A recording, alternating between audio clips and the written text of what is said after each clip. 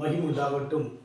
நேற்று நாம் தியானித்த வண்ணமாக தேவன் அவருடைய உடன்படிக்கையை மீறாமலும் அவருடைய நாவினால் சொன்ன வார்த்தைகளை மாற்றாமலும் இருக்கிற தேவனாய் பார்த்தோம்.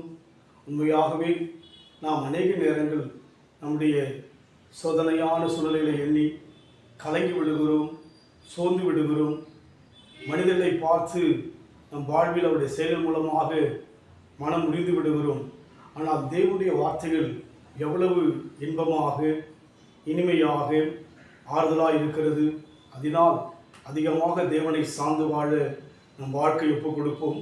இந்த வேளையிலும் கூட சங்கீத புத்தகம் 105 சங்கீதம் 8 1000 தலைமுறைக்கென்று அவர் கட்டளையிட்ட வாக்கையும் ஆபிரகாமோடு கூட அவர் பண்ணின உடன்படிக்கையும் அவர் ஈசாக்கு கிட்ட ஆணையையும் என்னென்றைக்கும் நினைத்திருக்கிறார் என்று சொல்லி பார்க்கிறோம்.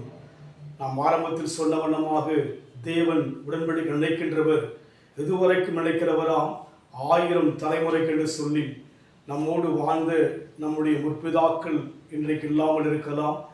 அவர்களுடைய பார்வையிலே நம் வாழ்க்கை உயர்த்தப்படாமல் பலவிதமான கேள்வியோடு கூட அவருடைய காலங்கள் சென்றிருக்கலாம், மரணம் அவர்களை மேற்கொண்டிருக்கலாம். அவர்கள் நம்முடைய பிள்ளைகளுடைய மேன்மைகள் அவருடைய வாழ்விலே ஒரு மகிழ்ச்சி இல்லாதபடியான ஒரு கேள்விக்குறியாக இருந்து அவர்கள் தோய்ந்த நிலைமையோடு கூட கடந்து போயிருக்கலாம்.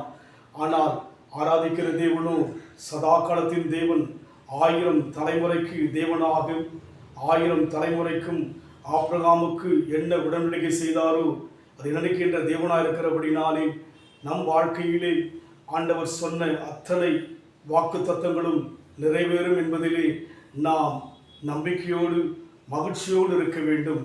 என்று சொன்னால் நம் தேவன் இன்றைக்குரியவர் அல்ல, ஆதியும் அந்தமானவர், அல்பாவும் உமைக்கமானவர்.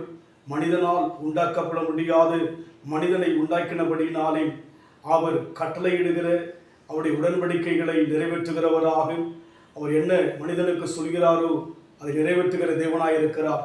தாமதம் ஆகலாம், தாமதித்தாலும் காத்திரு, அது பொய் சொல்லாதென்று சொல்லி நாம் வேதத்தில் பார்க்கிறோம்.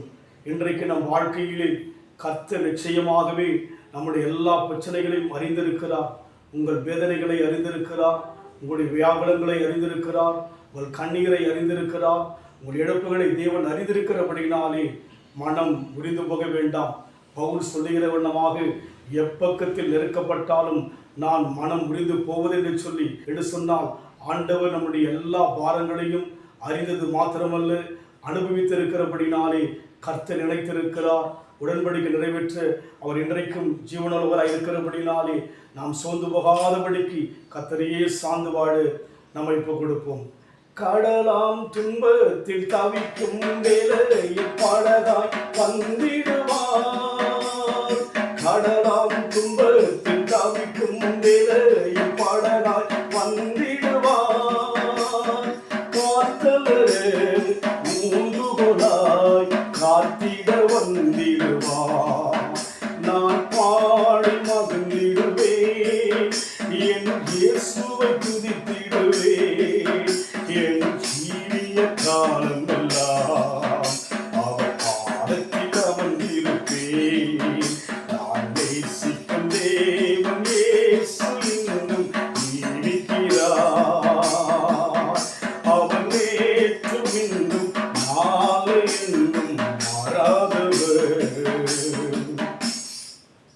நம் தேவன் 1000 தலைமுறைக்கு ஆபிரகாமோடு கூட உடன்படிக்கை நினைக்கின்ற தேவனாக இருக்கிறார். அன்பின் ஆண்டவரே, எங்கள் வாழ்வில் அந்த சதித்த அநேகர் மாறிவிடுவார்கள், மறந்து விடுவார்கள், தள்ளி விடுவார்கள், வெறுத்து விடுவார்கள். நீரோ மாறாதவராய் நினைக்கின்றவராய் எங்களுக்கு என்ன சொன்னீரோ, உடன்படிக்கை செய்தீரோ அதை நிறைவேற்ற நீ ஜீவனுள்ள தேவனாயிருப்பதற்காக நன்றி செலுத்துகிறோம் ஐயா. உமக்காய் காத்திருக்கிறோம். உமக்காய் காத்திருக்கிற ஒருவரும் வெட்கப்பட்டு போனதில்லை கர்த்தாவே, நாங்களும் வெட்கப்பட்டு போவதில்லை.